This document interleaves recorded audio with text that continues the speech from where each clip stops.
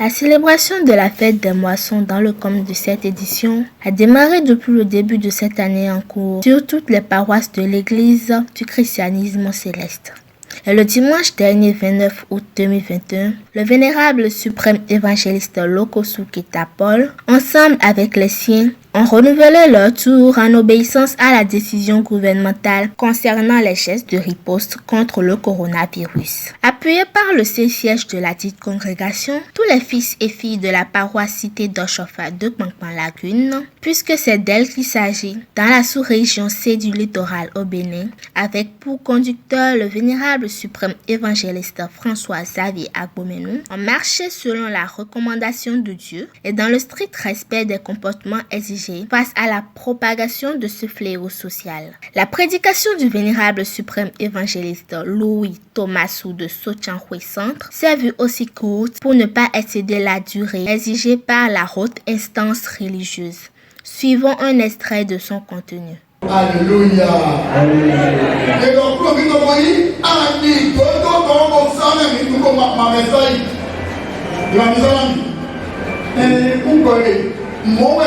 Jésus va y apporter d'aïné.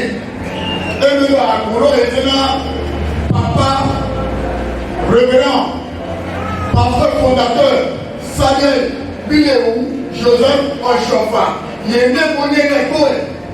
Nous ne l'avons pas de voyons à nous parti. Il est né pour les écoles. Bon, et bien sûr, vous avez le mais pour nous connaître. Pour me dire pour que les problèmes à l'émission, et puis, au le conscience, au le bouton, l'église, à vous dire, cité, donc je ne vais pas la vie dans les, où mais,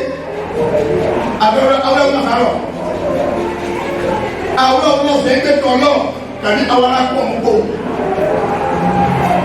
odu ebe me nuria ibati tole azao baba liawati liabago temponimo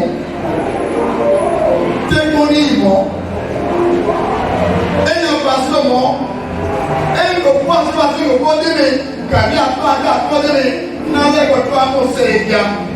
Attends qu'on donne faton que nous devons donner. Mais que tu as le coup, il doit son fils à ma valée de lui. Avec le coup de con, Amazon bon. Bon, et puis on va s'éveiller quand. Et le président a souhaité par un coup pour les coups pour lui. Pour le mettre à le coup de coup.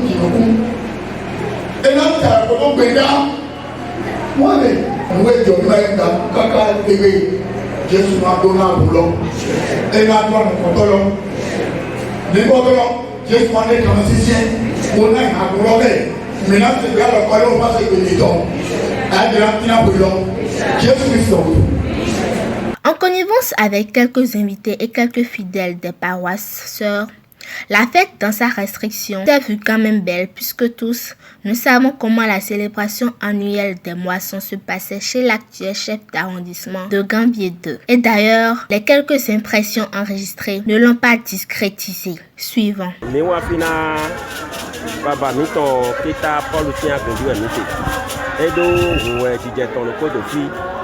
Donc, pour primer, et quand il parle pour le boîte à l'homme, et ma grande nuit, on va mirer na côté tomé. Nous filles, ouais, mina dit, boîte à ton passage, un polo de filles. Donc, elle m'a gagné qu'elle de filles. Oh, boîte à l'autre, bureau, boîte à l'autre. Sauf un passage bureau là.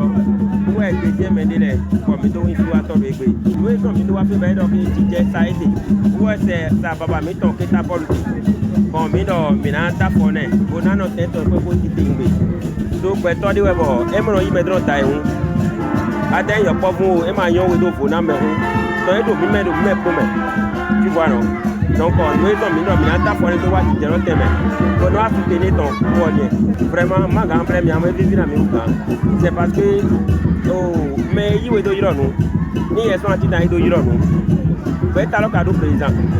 tout maganda au plan du président là pour il y a le président là on est tofiton ouais bah il tofin vite qui tembe donc ben ta ouais plan le pour ben ta là mais ouais to mais ouais mi bon pour me ko les six mais ko ouais mi do mi na dia follow do to fi nous ka jo fi ma dai un mo gba che ni ase pa mo lo ki do fi